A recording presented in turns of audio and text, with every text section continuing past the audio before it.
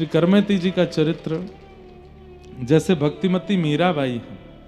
मीरा चरित्र मीराबाई थोड़ा थोड़ा सबने सुना ही है, सबको पता ही है, पर श्री करमेती बाई जी का चरित्र अद्भुत है, अति अद्भुत है। और प्रयास करेंगे हरियाणा के भक्त और भी जो हैं उनके विषय में 2 दिन में और चर्चा करें।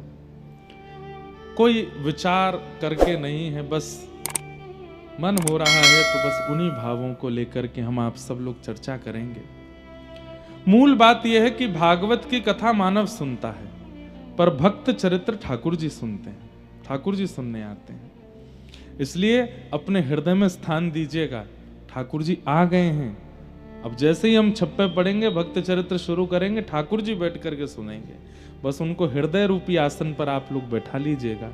भागवत की कथा अतिश्रेष्ठ है, राम कथा अतिश्रेष्ठ है, मानस जी की कथा, वाल्मीकि रामायण अतिश्रेष्ठ है, लेकिन भक्त चरित्र हम मानवों से ज्यादा ठाकुर जी को प्रिय लगता है, ठाकुर जी के लिए श्रेष्ठ है। हम भागवत कथा रामायण कथा करते हैं तो ठाकुर जी वैकुंठ में विराज के प्रसन्न होते हैं, चलो जीव उद्धार करो। लेकिन जैसे ही ठाकुर जी के पास निमंत्रण पहुंचता है कि कोई भक्त चरित्र हो रही है, भक्तमाल हो रही है, ठाकुर जी वैकुंठ से अवकाश लेके आते हैं। ठाकुर जी लक्ष्मी जी को या फिर गरुण जी को या फिर अपने दूतों से कह के आते हैं, थोड़ी देर ध्यान रखना, हाँ हम कथा सुनने जा रहे हैं, भक्त चरित्र हो रही है, हांसी में हम सुन के आते हैं। इतना प्रिय है ठाकुर जी को। कथा रसिक हरिदास, तुम श्रोता भक्त माल के, तुम पद रज हम हाल। ठाकुर जी श्रोता हैं भक्त माल के। तो ऐसे श्री करमेती जी का चरित्र और बीच बीच में भागवत जी के भावों को हम लोग सुनते रहेंगे। 3 दिन का ये सत्र है। आज प्रथम दिन 5 बजे से कथा लगभग प्रारंभ हुई, कल 5 बजे से ही होगी। आप लोग 3 साढ़े 3 से अपना स्थान ग्रहण करना प्रारंभ कर दीजिएगा। 5 बजे बिल्कुल एग्जैक्ट बैठ जाइएगा। 2-2.5 घंटे हम लोग चर्चा किया करेंगे। और अंतिम दिन की कथा शाम 6 बजे का हमारा फ्लाइट है, इसलिए सुबह के दिन समय में होगी। वो हम आज पूछ लेते हैं कि सुबह, क्योंकि धूप बहुत होती है आप लोगों, अब तो देखो ये है कि 5 बजे के बाद धीमे धीमे मौसम ठीक हो जाएगा। छोटे बच्चे हैं, माताएं हैं, धूप बहुत तेज पड़ेगी आपके ऊपर। अगर ज़्यादा धूप पड़ी, कहीं कोई बेहोश ना हो जाए, कोई डिहाइड्रेशन की दिक्कत ना हो, ये भी हमें विचार करना है। और आप लोग समय से आ भी सको तो वो आज सब माधव जी से और पूरे सब लोगों से बैठ के एक बार चर्चा कर लेंगे, हमारी फ्लाइट भी ना छूटे और आपका टाइम भी ठीक रहे। ऐसे समय पर कथा हम लोग रखेंगे, गर्मी ना हो। आइए श्री करमेती जी का चरित्र सुनते हैं, और मन में अगर बीच बीच में कोई भाव आते रहेंगे तो हम सुनाते रहेंगे। कठिन काल कल युग में करमेती निकलंक रही, नश्वर पतिरति त्याग कृष्ण पद सोरति जोरी, सवई जगत की फांस तर की तिनु काजो त्योरी, निर्मल कुठ कंठ्या धन्य पर साज नहीं जाई, विदित वृंदावन वास संत मुख करत बढ़ाई, संसार स्वाद सुख बात करि फेर नहीं, तिन तन चही, कठिन काल कलयुग में करमेती निकलंक रही। श्री नाभाजी महाराज कहते हैं, कठिन काल कलयुग में, कलयुग में भोग भोगना बहुत आसान है। अभी सब लोग इधर देखो, अभी इसी वक्त अगर आप मन बना लें कि कल से मुझे केवल व्यसन करने हैं, केवल गलत काम करने हैं, केवल अपने जीवन को ऐशो आराम और उसमें लगाना है, आप आज ही चिंतन कर लीजिए, कल से जो कुछ आप करना चाहेंगे सब बहुत जल्दी जल्दी व्यवस्थित हो जाएगा। कुछ दुर खाने का मन हो व्यवस्थित हो जाएगा, कुछ पीने का मन हो व्यवस्थित हो जाएगा, पर पुरुष पर स्त्री का संग करने का भाव हो जाएगा। कुछ और गलत करने की इच्छा हो कलिकाल में बड़ा आसान है, लेकिन आप आज मन बनाइए कि कल से मैं भक्त बनूंगा, कल से मैं अपने जीवन को संयमित रखूंगा, कल से मैं नियम से रहूंगा, कल से मैं यही पाऊंगा, कल से मैं इतना नाम जप करूंगा, कल से मैं तिलक स्वरूप रोज लगाऊंगा, कल से मैं वृंदावन का स्मरण रोज करूंगा। जैसे ही आप सदव्यवस्थित होने का विचार करोगे तो वो कल कल ही कल होता रहेगा, कभी कल नहीं आती। और होगा क्या, आपने नियम लिखे थे 10, लेकिन आज कितने कर पाए? 3। बाकी के क्यों नहीं हो पाए? वो ऐसा हो गया था, वो ऐसा हो गया था, इसलिए हो गया, नहीं बन पाया। कलयुग में व्यवस्थित होना बहुत मुश्किल है, लेकिन कलयुग में अव्यवस्थित होने के लिए आपको बहुत योजनाएं नहीं बनानी पड़ती, आप बहुत आसानी से हो जाओगे। मैं कथाओं में कहा करता हूं, हम मानव कलयुग के कैसे हैं? बोले बहते हुए पानी जैसे। पानी को अगर खाली छोड़ दिया जाए तो वो ढलान की ओर बिना किसी सहयोग के चला जाता है, लेकिन उस पानी को टंकी में चढ़ाना हो तो मोटर चलानी पड़ती है, एक साधन लगाना पड़ता है जिससे वो पानी ऊपर जाए। लेकिन नीचे आने के लिए पानी को किसी का आश्रय नहीं लेना पड़ता, वो अपने आप बहता चला जाता है, अपने आप अपने मार्ग ढूंढ लेता है। हम लोग भी ऐसे हैं। बिगड़ने के लिए, अब व्यवस्थित होने के लिए हमको सहायता की आवश्यकता नहीं होती, हम बिगड़ जाते हैं। लेकिन सुधरने के लिए, संभलने के लिए, ठाकुर जी का होने के लिए बहुत परिश्रम करना पड़ता है। और करमेती बाई का अवतरण तो 500 वर्ष के आसपास कुछ हुआ था, 500 वर्ष के अंदर अंदर कुछ हुआ था। आज का कलयुग तो और कठिन है, आज का कलयुग तो और खतरनाक है। अपनी बालावस्था में हमको नहीं पता था कि फोन किसको कहते हैं, और आज 2.5 वर्ष 3 वर्ष का बालक, वो भोजन के साथ फोन उसको चाहिए ही चाहिए। स्टार्टर उनका फोन ही है, फोन होगा तो वो प्रसाद पाएंगे। जिस फोन से सब कुछ परोसा जा रहा है हमारे घरों में, वो इतना सहज है हम लोगों को। इंटरनेट इतना सहज है, विषय इतने सहज हैं, वासनाएं इतनी सहज हैं। ऐसे में भगवत भक्ति करना बहुत मुश्किल है। और एक बात मैं बहुत स्पष्ट रूप से कह दूं, जो भक्ति कर रहे हैं 365 दिन भी वे लगातार कर पाते हैं, इसकी भी कोई गारंटी नहीं। बीच बीच में भटकाव उनके चित्त में भी आता है। वो तो हमारे, मैं कथाएं क्यों नहीं छोड़ता, करने करते लगते रहते हैं, बस लगातार लगातार चलते रहो। क्यों? ताकि 365 दिन में से कम 360 दिन, 355 दिन तो ठाकुर जी की सेवा में ही रहें। क्योंकि अपने आप प्रयास करने से तो ये बहुत मुश्किल है इस कलिकाल में।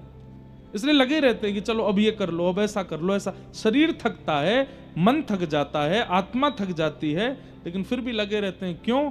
नहीं तो ये कलिकाल बिगाड़ने के लिए एक क्षण चाहता है। हम इसको एक दिन भी खाली कैसे दे दें, 4 दिन भी खाली कैसे दे दें। वो 4 दिन भी खाली है तो उसमें भी कुछ भगवत वार्ता करनी, ताकि ये मन बुद्धि कहीं विचलित ना हो। ऐसे कठिन कलकाल में करमेती निष्कलंक रही। निष्कलंक मतलब करमेती बाई ने भक्ति को स्वीकार किया तो फिर भक्ति में कोई दोष या कोई पीछे मुड़कर के पड़ाव आया ही नहीं, लगी रही करमेती बाई। मीराबाई जैसी इनकी भक्ति है, लेकिन थोड़ा सा अंतर है जीवन में। आपके पूज्य पिताजी, सब लोग ध्यान से सुनेंगे, श्री करमेती बाई के पूज्य पिताजी श्री पुरुषोत्तम जी, राजस्थान के सीकर जिले के पास में एक गांव था, वहां उनका जन्म हुआ। एक शेखावती राजा थे, उसके यहां पर कुलगुरु पद पर थे। तो राजाओं के मंत्री, महामंत्री, कुलगुरु आदि ये भी कोई राजा से कम नहीं होते थे, इनकी भी राजघराने जैसी स्थिति होती थी। ब्राह्मण कुल में जन्मे थे।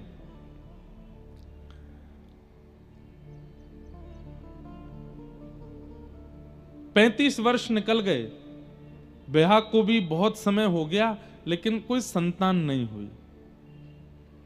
और संतान ना होने के कारण परिवार के लोगों ने बहुत कुछ कहना शुरू कर दिया, कोई कुछ कहता कोई कुछ कहता, तो इन सब से परेशान होकर के बोलने लगे मैं क्या करूं, मैंने सब जगह प्रणाम करके देख लिया, सब प्रकार के क्रम करके देख लिए, लेकिन अब संतान नहीं है तो इसमें मेरा क्या दोष है। तब किसी ने कहा तुम्हारी कुल देवी तुमसे नाराज है, इसलिए तुम्हारे घर संतान नहीं हो रही। श्री पुरुषोत्तम जी बोले मैं कुल देवी को भी प्रणाम करके आ चुका हूं, लेकिन वहां के प्रणाम से भी मुझ पर कोई प्रभाव नहीं हुआ, तो अब मैं क्या करूं। तो किसी ने कह दिया, बोले कि तुम जिद के साथ जाओ कि अगर देवी आपने मेरा ये काम नहीं करवाया तो मैं ऐसा कर दूंगा, जबकि ये नहीं होना चाहिए, गलत है।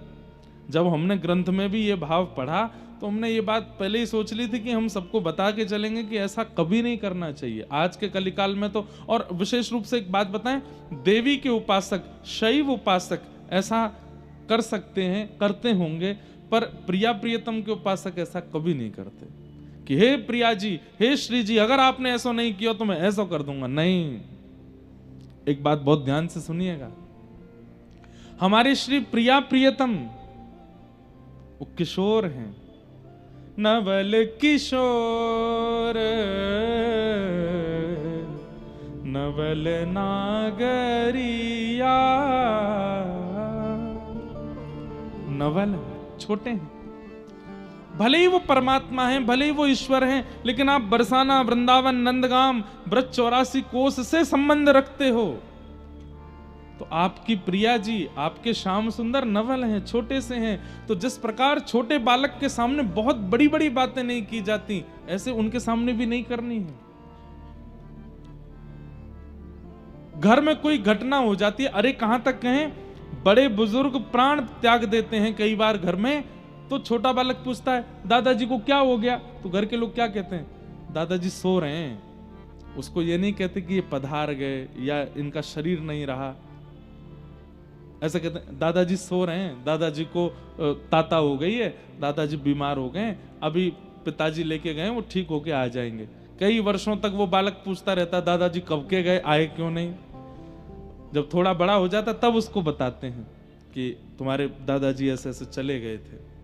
हमारे पूज्य पिताजी महाराज के गुरुदेव अनंत श्री विभूषित श्री रामानुज प्रपन्नाचार्य गुरु जी, मैं तो 6 महीने का था उस समय गुरु जी चले गए, लेकिन जब मैं बड़ा हुआ तो मैं अपने चित्र देखता था गुरुजी की गोद में, गुरुजी के चित्र लगे थे, तो मैं पूछता था माँ से ये कौन है, तो सब पिताजी रोज उनको प्रणाम करते थे, मुझे भी करवाते थे, बोले हमारे गुरुजी। तो मैं पूछता था गुरुजी कहाँ हैं, तो उस समय VCR चलती थी, तो हमारे पिताजी गुरुजी की क्लिप्स दिखाते थे, और उनके अंतिम संस्कार का भी क्लिप था, वो भी दिखाया।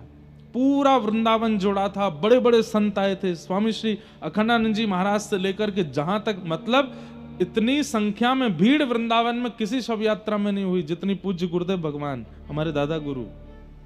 तो पूरा उसका वीडियो क्लिप दिखाते। तो जब गुरुजी को हमने ऐसे अर्थी पर देखा तो माँ बोलती कि ये सो रहे हैं। मैं कह माँ ये क्या कर रहे हैं, वो सो रहे हैं। अचानक से एक दिन वो जब अंतिम संस्कार का वीडियो आता तो माँ बंद कर देती थी। एक दिन मैंने वो देख लिया, और जब हमने देखा हमारे गुरुजी ने ही, हमारे पूज्य पिताजी गुरुदेव भगवान ने ही पूज्य गुरुदेव का संस्कार किया। अब ये भी एक बात पता नहीं आज कैसे मन में आ गई अपने आप, बहुत पहली बार ही बता रहा हूँ।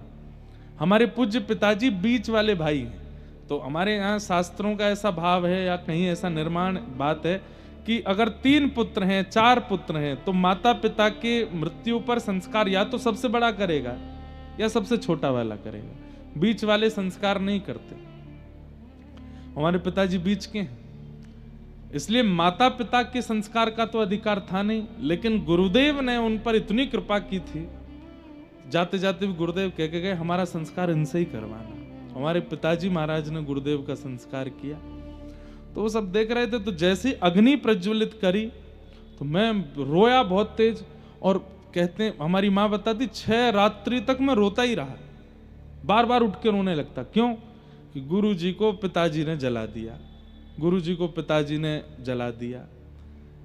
बाद में जाकर के फिर जब बड़े हुए तब पता चला कि ये तो संसार का नियम है, ये तो ऐसा है वैसा है। तब ठीक वैसे ही बंधुओं, जिस प्रकार एक कुमार बालक को, एक नवल बालक को, एक किशोर बालक को गंभीर बातें नहीं बताई जाती, 84 कोस के अंदर अंदर हमारी किशोरी जी और ठाकुर जी नवल किशोर हैं, नवल नागरी हैं।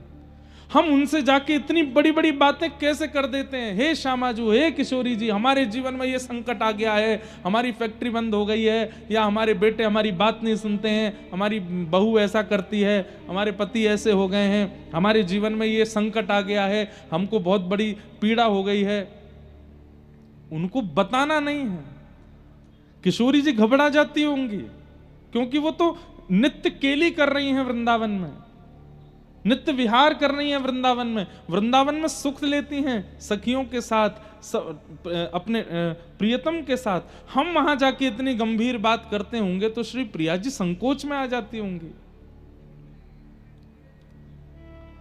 नहीं कहना है, राजी रहो, बस आप राजी रहो, आप अपने नित्य केली में, नित्य विहार में प्रसन्न रहो। तुम सो कछु ना चाहिए हो, हमें आपसे कुछ नहीं चाहिए, आप प्रसन्न रहो।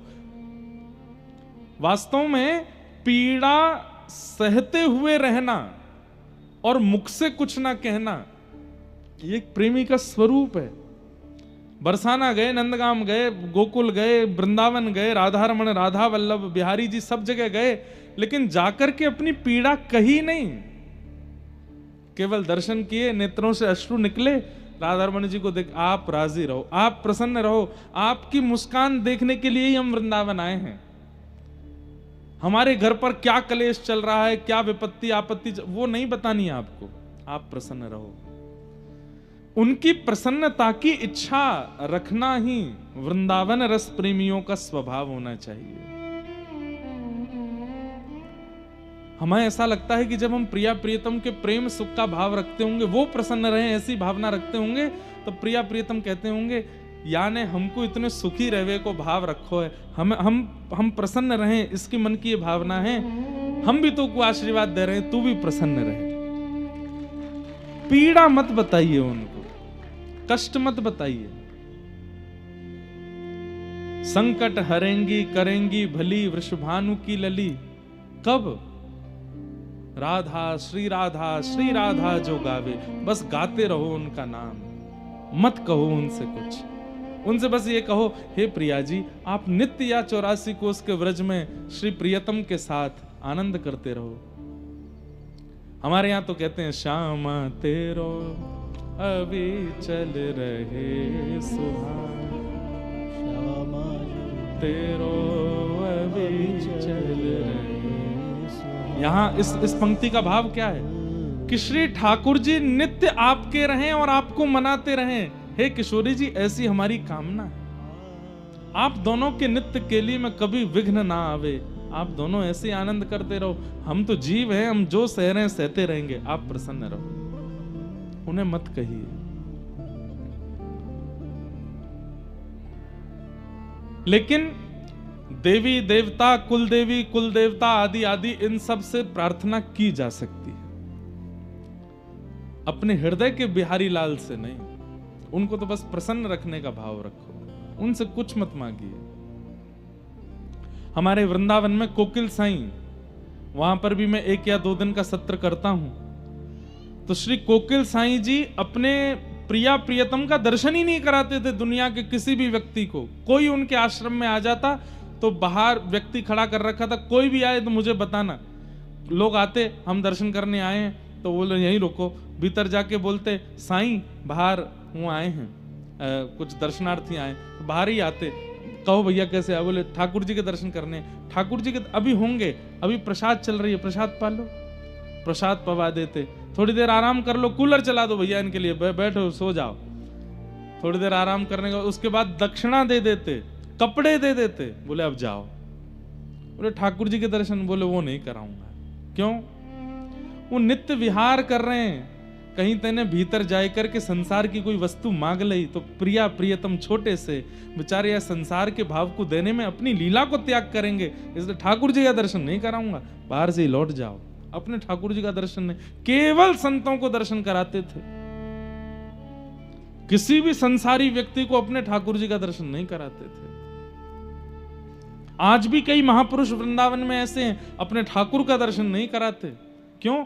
अरे भाई, जीव का क्या, उसके मन में पता नहीं क्या चल रहा, वो क्या मांग जाए इनसे। और ये अपनी नित्य लीला में है, कहीं अपनी लीला का त्याग करके उसको देने ना आ जाएं, इसलिए नहीं मांगना। पॉजेसिव होते हैं कई सारे भक्त अपने ठाकुर के लिए, कई माता पिता अपने बच्चों के लिए। अभी वो सो रहा है, उसको मत छेड़ो, वो सो रहा है, उससे कुछ मत कहो, वो खेल रहा है, उसको मत परेशान करो। ऐसे ही ठाकुर जी भी नित्य लीला में हैं, उनको मत छेड़ो, वो नित्य विहार कर रहे हैं व्रज में। लेकिन करमेती बाई के पिताजी ने अपनी कुल देवी, किसी ने कह दिया, बोले कि तुम कह दो कि अगर मुझे संतान नहीं मिली तो मैं ऐसा कर दूंगा, ये बात कह करके जाओ देवी के पास। गए, कुल देवी का दर्शन करने के लिए गए और यह कह करके गए, अगर मुझे कुल देवी ने संतान रत्न नहीं दिया तो मैं अपने शीश की बलि चढ़ा करके आऊंगा चरणों में। इस संकल्प के साथ जब निकले, रास्ते में ही एक दिव्य स्त्री का दर्शन हुआ। दिव्य स्त्री, उसको देख करके पुरुषोत्तम जी बड़े आश्चर्यचकित हुए। बोले, मैं बहुत लोग देखे पर आप कुछ अलग जैसी लग रही हैं, आप कौन हैं? बोले, हम तुम्हारी कुल देवी हैं। पुरुषोत्तम जी बोले, आप मेरी कुल देवी हैं? बोले, हाँ।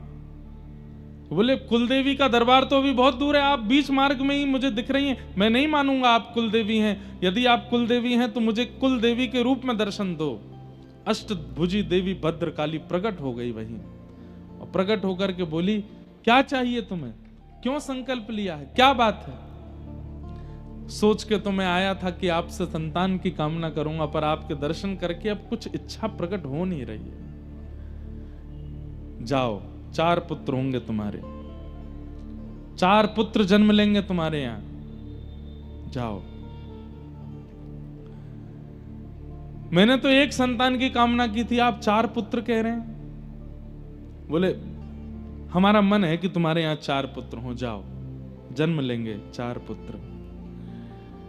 पुरुषोत्तम महाराज कहने लगे, आपने 4 पुत्र की वरदान दे दिया, पुत्री का नहीं कहा।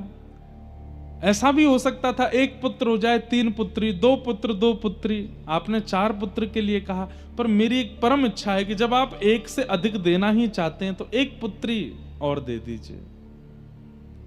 ये बात सुनकर के वो देवी थोड़ी प्रसन्न हो गई। बोले, आज के कलिकाल में पुत्री की कामना करता कौन?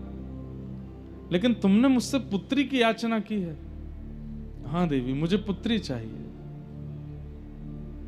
ठीक है, 4 पुत्र होंगे, वंशवर्धन करने वाले होंगे, धन वर्धन करने वाले होंगे, ऐश्वर्य वर्धन करने वाले होंगे, तुम्हारे कुल का उत्थान करने वाले होंगे। लेकिन 1 पुत्री होगी, परम भक्त होगी, और ऐसी भक्त होगी, तुम्हारे पुत्रों के, तुम्हारे नाम से तुम्हारे पुत्र जाने जाएंगे, लेकिन ऐसी पुत्र जन्म लेगी कुल में जिसके नाम से तुम जाने जाओगे, जिसके नाम से पूरा कुल तुम्हारा जाना जाएगा, तुम्हारा पूरा सर्वस्व जाना जाएगा। ऐसी पुत्री तुम्हारे यहां जन्म लेगी। आनंदित होकर के पुरुषोत्तम जी वापस लौट करके आए। धीमे धीमे 4 पुत्र हुए, और 4 पुत्रों के बाद 5वीं पुत्री गर्भ में आई। अच्छा, एक बात तो माननी पड़ेगी, देवी आराधन और महादेव का आराधन किया कीजिए, कृष्ण भक्त भी। क्यों? भक्ति के वर्धन के लिए उनकी आराधना करो, क्योंकि वे ठाकुर जी के समीप के हैं, उनके मित्र हैं। उनके आराधन से उनको प्रसन्न करके कहो कि आप ठाकुर जी से कहो हमारे चित्त में और प्रेम बढ़े। महादेव से कहो, हे महादेव, हे गोपेश्वर महादेव, आप ठाकुर जी से कहो हमारे चित्त में और प्रेम बढ़े। तो देवी आराधन, महादेव के आराधन से चित्त में प्रीति बढ़ सकती है। इसलिए कृष्ण भक्त भी, हमारे वृंदावन के भक्त भी नवरात्रि का व्रत किया करो। गोपियों ने नवरात्रि व्रत किया था, उसी के बाद महारास हुआ, और उसी में ही कात्यायनी मैया से मांगा था कि कृष्ण हमको पति रूप में मिले। कात्यायनी मैया की कृपा से शरद पूर्णिमा पर रास बिहार हुआ। तो देवी कृपा तो करती हैं। कृष्ण भक्त भी अगर कृष्ण भक्ति के लिए नवरात्रि का व्रत रखें और आगामी अभी श्रावण आएगा, सोमवार के सोमवार महादेव की आराधना करो, केवल इसी भाव से कि हमारे व्रज के प्रति इतना प्रेम हो जाए, प्रिया प्रियतम इतने प्रिय लग जाएं, हमसे जो भी अपराध बनता है, जो भी हमसे पीड़ा बनती है, कष्ट बनता है, वो सब दूर हो जाए, बस ठाकुर जी की प्रीति प्राप्त हो, ऐसी महादेव कृपा करो। आप हमें याद करेंगे। देवी आराधन और महादेव का आराधन कृष्ण भक्ति में और प्रेम भर देगा। ऐसा प्रेम उत्पन्न होगा कि नेत्र सदा सजल रहेंगे, इन नेत्रों से अश्रु कभी रुकेंगे नहीं, ऐसा प्रेम देंगे। महादेव तो भीगे रहते हैं, 24 घंटे भीगते ही रहते हैं, ऐसा ही वो भीगे रहने का तात्पर्य है वो नेत्रों से प्रेम रस गिर रहा है महादेव के, ऐसे ही हम हो जाएंगे। तो देवी आराधन और महादेव का आराधन कृष्ण भक्तों को भी करना चाहिए। उनकी पावन तिथि, नवरात्रि, श्रावण, सोमवार आदि, इन सब पे महादेव देवी को प्रणाम करते रहो। हमारे गुरुदेव के प्रति, वृंदावन के प्रति, श्री जी के प्रति खूब प्रेम बढ़े। हे महादेव ऐसी कृपा करो, वर्धन होगा। नरसिंह मेहता को महादेव लेकर के गए रास में।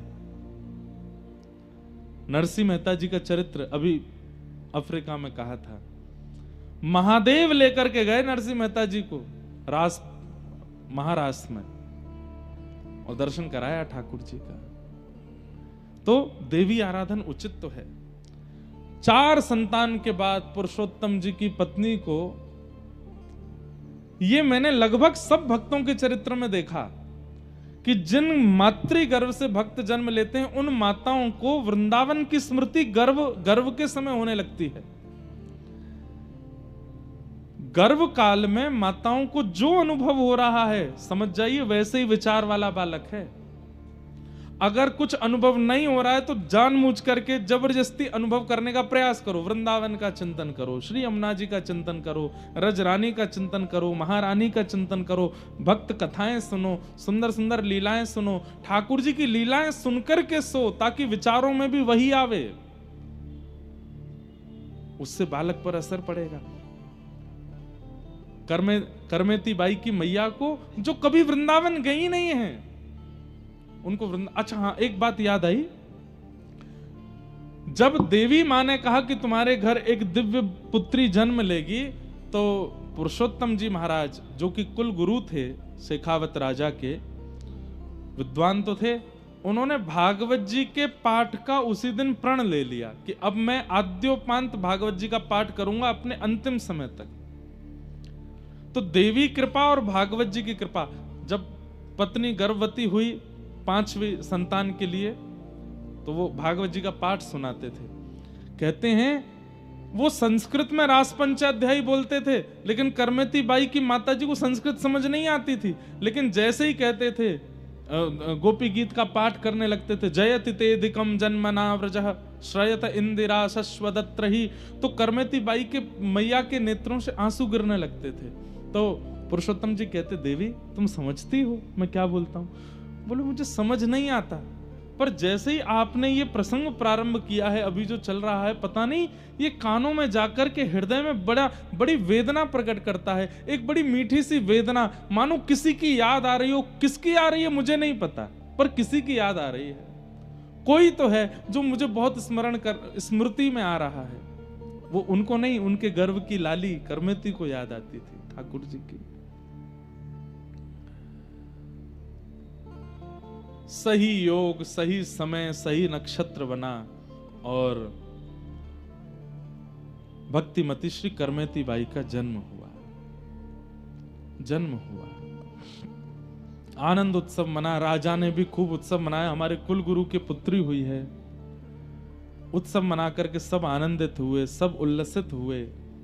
करमेती बाई का जन्म, धीरे धीरे करमेती बाई बड़ी होने लगी।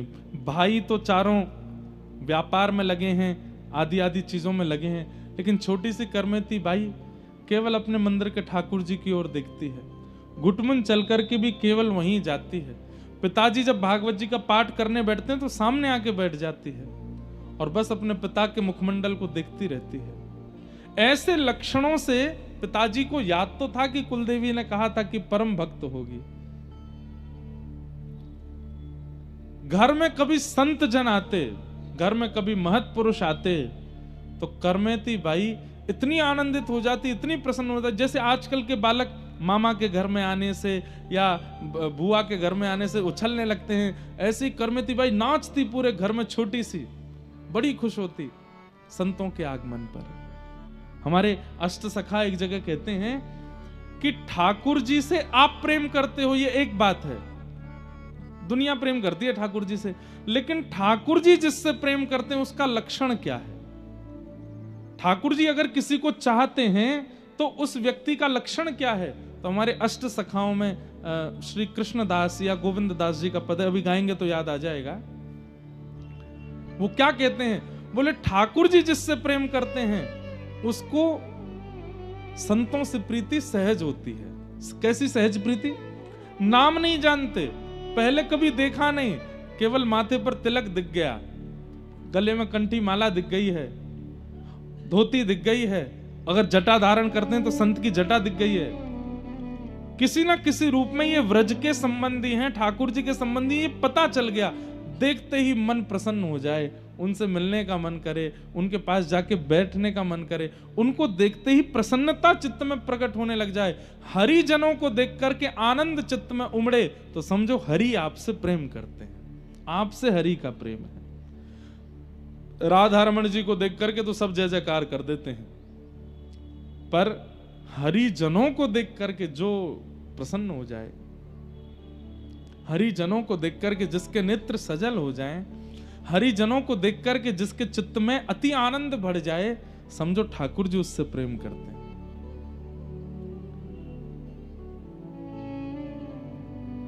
तब अपनों करि जाने गिरधर, तब अपनों करि जाने गिरधर, जब अपनों करि जाने गिरधर, जब अपनों करि जाने। कब जाने कि गिरधर ने हमें अपना लिया है? तब हमारे अष्ट सखा कह रहे हैं, ताको मन भगतन की सेवा, ताको मन भगतन की सेवा, संत चरण रज सदा लुभाने, संत चरण रज सदा लुभाने, संत चरण रज सदा लुभाने, संत चरण रज सदा लुभाने, गिरधर जब अपनों कर जाने, गिरधर जब अपनों। अभी हम साउथ अफ्रीका गए थे कथा करने, तो वहां पे समुद्र के किनारे घूम रहे थे, हमारे सब संगीतज्ञ भी थे और भी लोग, सब धोती वोती पहने घूम रहे। तो एक वहां के जो वहां कृष्ण वर्ण के लोग रहते हैं ना, कृष्ण वर्ण समझ गए, राधा रमण जी जैसा वर्ण है उनका, बिल्कुल देखने में ऐसा लगता है कि ओहो, अंधेरी निशा, अमावस्या की रात्रि, और जब हंस जाते हैं तो लगता है कि तारे टिमटिमा गए हों। अच्छे हैं, किसी की बुराई नहीं है, लेकिन तो हम लोग समुद्र के तट पर घूम रहे थे, तो एक आया दौड़ा दौड़ा, बड़ा हत्ता तगड़ा लंबा, और हमारे रूप ये धोती वोती देख करके ऐसे खड़े होकर के देखे, बोले यू ऑल फ्रॉम इंडिया? हमने कहा यस। हरे कृष्णा। और जैसे उसने हरे कृष्णा कहा, मैंने कि देखो, ठाकुर जी को देख करके कोई हरे कृष्ण कहे, जय जय श्री राधे कहे, तो समझो वो ठाकुर जी से प्रीति करता है। मैंने कहा लेकिन अष्ट सखा कहते हैं, ताको मन भक्तन की सेवा। मैंने कि दौड़ के हमसे हरे कृष्ण बोलने आया धोती देख करके, और देखो कितना प्रसन्न, हमारे संग फोटो खिंचा के गया। मैंने कि कहीं ना कहीं इसके पूर्व जन्म के या किसी जन्म का या इस जन्म का कोई तो ऐसा कर्म होगा, ठाकुर जी को थोड़ा सा प्रिय तो है, थोड़ी सी इसके प्रति प्रीति है। अब कालांतर में आगे जाकर के इस पर क्या कृपा होगी ये तो मुझे नहीं पता, लेकिन अभी ब्रजवासियों को देख करके दौड़ करके आया है और प्रणाम कर रहा है और जय जय हरे कृष्ण कर रहा है। ठाकुर जी की इस पर कृपा है। क्यों? हरिजन संगे हरि उर आने, गिरधर जब अपनों कर जान। और उनकी प्रसन्नता देख करके मन में आ रहा था, अभी अभी आया। करमेती बाई ऐसे ही नाचती थी, नृत्य करती थी। पिताजी तो बड़ा सामान्य स्वागत करते थे, लेकिन करमेती बाई तो इतनी, और छोटी सी करमेती, उसके बालपन की इस भाव को देख करके माता पिता बड़े लाड़ प्यार करते हैं। ठीक है, छोटे बालक ऐसे ही करते हैं, लेकिन वो वास्तविक था। करमेती बड़ी होने लगी, खेल में मन नहीं, केवल पिताजी की कथा सुनती हैं पूरे दिन और बस रोती रहती हैं।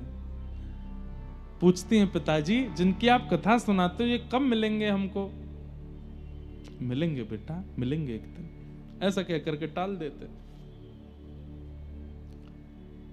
लगभग 10-11 वर्ष की आयु जब हो गई, बाल विवाह हो जाते थे बच्चों के। राजस्थान में तो विशेष रूप से एक विवाह का प्रस्ताव आया। करमेती बाई ने अपने पिताजी को समझाया, पिताजी मुझे विवाह नहीं करना, मैं तो बस जीवन सर्वस्व ठाकुर जी पर न्योछावर करना चाहती हूं। बेटा ऐसा नहीं होता, क्या कहेंगे कुल के लोग, क्या कहेंगे, मर्यादा क्या कहां जाएगी, ये सब संसार के लोग क्या कहेंगे? बेटी घर में है, कन्यादान नहीं कर रहे, विवाह नहीं कर रहे उसका। पिताजी विवाह उसका कीजिए ना जो विवाह के बाद की क्रियाओं में योग्य हो, मैं बिल्कुल अयोग्य हूं। विवाह के बाद की जो क्रियाएं हैं, जो ससुराल पक्ष के लोग मुझसे उम्मीद करना चाहेंगे, वो उन सब में मैं निपुण नहीं हूं। क्या फायदा, आपको भी कष्ट होगा, उन लोगों को भी कष्ट होगा, मत करिए ना। यही सेम बात मीराबाई के चरित्र में आती। मीराबाई भी ऐसे समझाती अपनी मां को कि एक विवाहिता नारी का जो कर्तव्य होना चाहिए, सास के प्रति, ससुर के प्रति, ननद के प्रति, जेठ जेठानी के प्रति, पति के प्रति, ससुराल के प्रति, उसमें मैं बिल्कुल अयोग्य हूं। मां, मेरा ब्याह मत करो। वही बात आज करमेती बाई समझा रही है, पिताजी मैं योग्य नहीं हूं, उनको कष्ट होगा। अरे बेटा, जब ब्याह होना होता है सब ऐसे ही बोलते हैं, और ब्याह होने के बाद सब सीख जाते हैं। माता पिता ने कुल मर्यादा, लोक लाज क्या कहेगा, इन सब के देखते हुए जबरदस्ती करमेती बाई का ब्याह कर दिया। ब्याह तो कर दिया, गौना नहीं हुआ। पति वापस चले गए ब्याह करके, अब गौना होगा जब थोड़े और बड़े हो जाएंगे। बाल विवाह ऐसा होता था पहले, बाल विवाह का विरोध किया गया, ठीक भी था। क्यों? बाल विवाह में क्या हो रहा था कि बाल्यकाल में दोनों का विवाह कर दिया, अयोग्य थे दोनों, जानकारी थी नहीं। गौना वही होता था 18, 19, 20 साल में जाकर के, और तब तक दो प्रकार के कर्म होते थे, या तो लड़का को कोई और पसंद आ गया, यहाँ जो बहू थी उसको कोई और पसंद आ गया, या फिर कई बार दोनों में से किसी की मृत्यु हो जाती थी, या कुछ भी ऐसी घटनाएं होती थी। इसलिए बोलते थे कि भाई जब वो योग्य हो जाए तभी ब्याह करो, इसलिए बाल विवाह का विरोध। लेकिन प्राचीन काल में तो बहुत बाल विवाह हुए।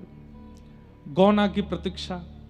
अब करमेती बाई रोज सिंदूर लगाती हैं, मां छोटी सी हैं 12 वर्ष की, यहाँ तक चूड़ियां पहनाती हैं, साड़ी पहनाती हैं, पैरों में पाजेब पहनाती हैं। अब उनको तो वो श्रृंगार प्रिय लगता था कि इस श्रृंगार को करके मैं जब ठाकुर जी के सन्मुख जाती हूं तो ठाकुर जी प्रसन्न हो जाते हैं। पूछती थी माँ ये किसके लिए? बोले ये पति के सौभाग्य के चिन्ह होते हैं, पत्नी को धारण करने चाहिए, उससे पति प्रसन्न भी रहता है और दीर्घायु भी होता है। वो तो प्रियतम को ही अपना सर्वस्व मान चुकी थी। सिंदूर लगाती, चूड़ी पहनती, सब श्रृंगार करती, पर दौड़ के जाती मंदिर में, ठाकुर जी से जाके पूछती कैसी लग रही हूं मैं, आज मेरा स्वरूप कैसा लग रहा है आपको? पिता कभी कभी चिंता करते, पत्नी से बोलते मुझे थोड़ा लगता है कि करमेती, बोले अरे उसका ब्याह हो गया है, कोई बात नहीं, अभी बालिका ही तो है, थोड़ी थोड़ी बड़ी हो जाए, गौना तक आ जाएगी बुद्धि उसमें। लेकिन मीराबाई तो सदैव तड़प रही हैं, मिलवे को मोहे चाव घनेरो, मिलवे को मोहे शाब धनेरो, कब मिल पीत सवेरा, गोविंद कब मिल पीत सवेरा, गोविंद कबहू मिले पिया मोरा, गोविंद कबहू मिले पिया मोरा, गोविंद कबहू। कहती हैं, बात करती हैं अपने ठाकुर जी से, कब मिलोगे आप मुझे, कब मुझे मिलोगे, मेरे ऊपर कृपा कब करोगे, कब तक ऐसे मूर्ति बने खड़े रहोगे, अब तो मेरी धीरे धीरे उम्र बढ़ती जा रही है, कब मिलोगे आप मुझे। बस यही कहकर के रोती रहती हैं।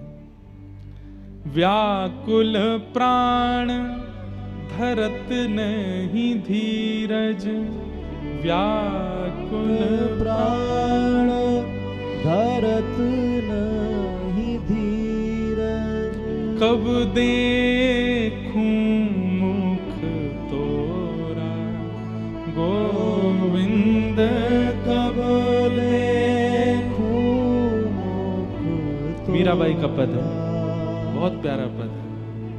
मीराबाई के पद इतने अद्भुत हैं, अगर हमको कोई कह देना हम सालों साल मीरा चरित्र ही कहते हैं, इतना सुंदर है।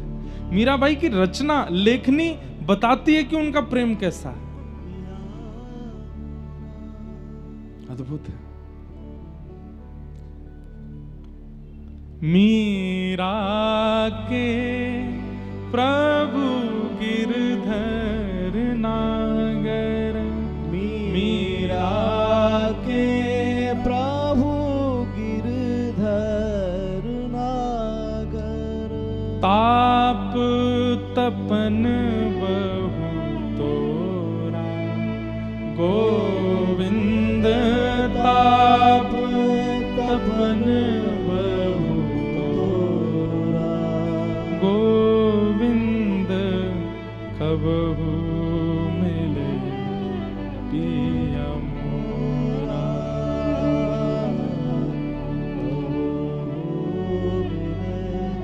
पिया। बंधुओं, हमें प्रेम हो जाता है ठाकुर जी से,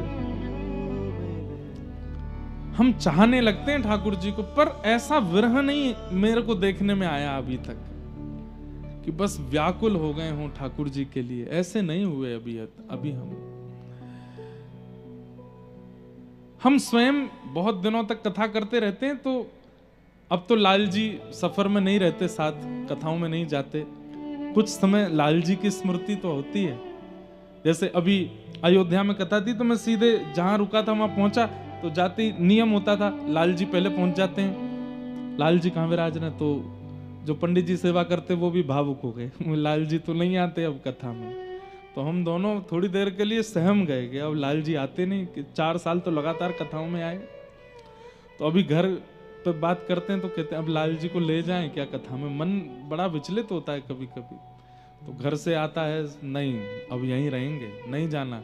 हमने कहा एक बार पर्ची डाल के देखो, अगली कथा में चलेंगे क्या।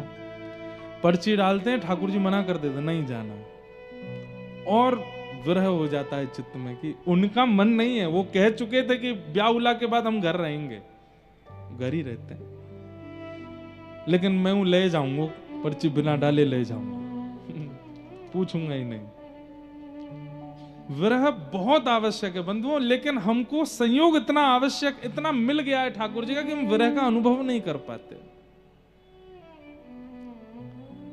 ये जो अश्रु गिरते हैं ना प्रेम विरह में, कृष्ण विरह में, ये अश्रु नहीं है, हमारे चित्त में जितने भी दोष हैं ठाकुर जी से मिलने वाले, वो सब एक एक बिंदु करके निकलते हैं। जितने निकलेंगे उतने स्वच्छ हो जाएंगे हम, पर वो निकलते ही नहीं है, रह जाते हैं भीतर।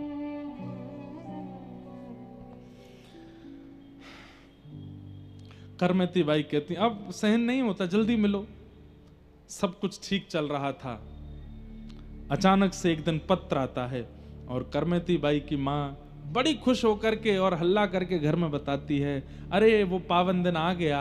सब पूछते क्या हुआ? बोले करमती के ससुराल वाले 3 दिन बाद आ रहे हैं और गौने का समय निकला है, करमेती को ले जाएंगे। ये सुनकर के करमेती बाई मानो, पिताजी कौन आएगा 3 दिन बाद? बोले तेरा बेटी ब्याह हुआ था ना 5 साल पूर्व। बोले वो तो माँ ने कहा था खेल हो रहा है। बोले नहीं बेटा, वो तो जब छोटी थी इसलिए हमने ऐसा बोल दिया था।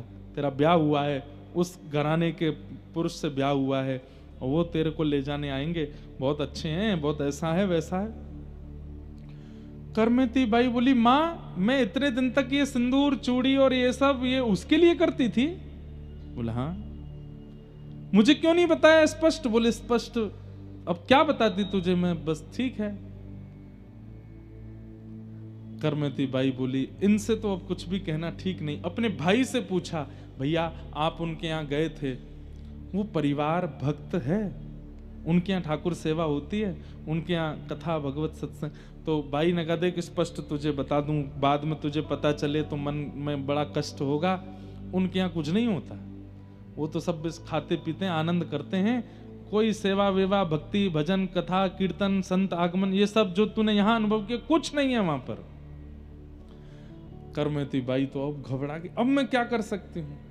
पूछने लगी अब कुछ हो सकता है? बोले कुछ नहीं, अब तो हो गया विवाह, अब तो तेरा गौना होना, बस विदाई होनी है, बाकी सब तो हो चुका। करमेती बाई व्याकुल है। 1 रात 2 रात निकल गई, रोते रोते ठाकुर जी से कहने लगी आप ही कुछ करो, लेकिन कोई रास्ता नहीं दिखा। तो करमेती बाई बोली मैं दोबारा जन्म लेने की प्रतीक्षा नहीं करूंगी कि अगले जन्म में मैं आपको प्राप्त करूं, ये जन्म में संसार को सौंप दूं, नहीं, ये मेरा अंतिम जन्म है। मैं इस जन्म में ऐसी कोई भूल नहीं कर सकती जिससे आप मुझसे दूर हो जाओ, मैं आपको प्राप्त करके रहूंगी। और बस जिस दिन सुबह बारात आनी है, आ चुकी है गांव के बाहर, बस सुबह घर आना बाकी था, उसी रात करमेती बाई घर छोड़ करके पूर्व दिशा की ओर भागी। क्यों? ये नहीं पता कि वृंदावन का रास्ता कहाँ है, बस ये पता है किसी संत ने कहा था कि हमारे घर से पूर्व दिशा में वृंदावन है। तो बस पूर्व दिशा की ओर देखा और दिशा की ओर देख करके बस कुछ सामग्री कुछ लेकर के नहीं गई हैं, जैसी स्थिति में थी उसी स्थिति में पूर्व दिशा की ओर चल पड़ी। रास्ते में जंगल पड़े, भयभीत जंगल।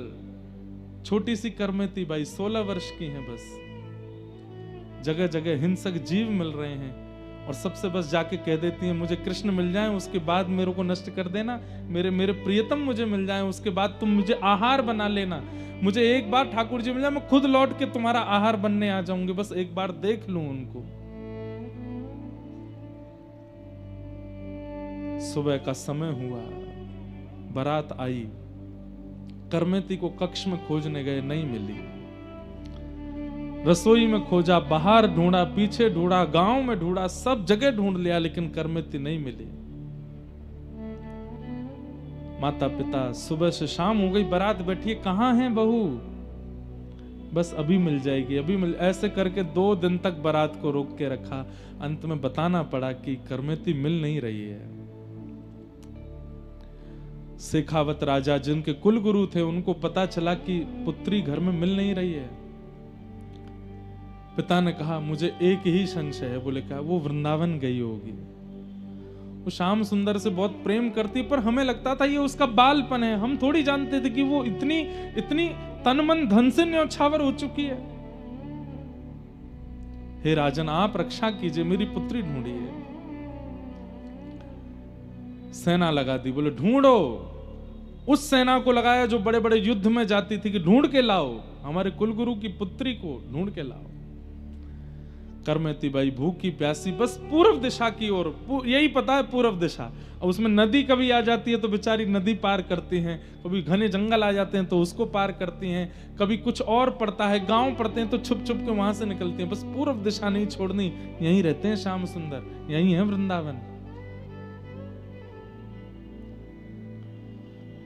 क्या समझ में आया अब तक की कथा सुन के? करमेती बाई को प्रेम हुआ ठाकुर जी से, ठाकुर जी को प्रेम हुआ है करमेती से। प्रेम तो मुझे भी है, आपको भी है, पर हम ऐसे व्याकुल नहीं होते। ऐसी व्याकुलता, ऐसी तत्परता, ऐसी ऐसी निर्भयता और ऐसी लगन तो उसमें आती है जिसको ठाकुर जी प्रेम कर रहे हो।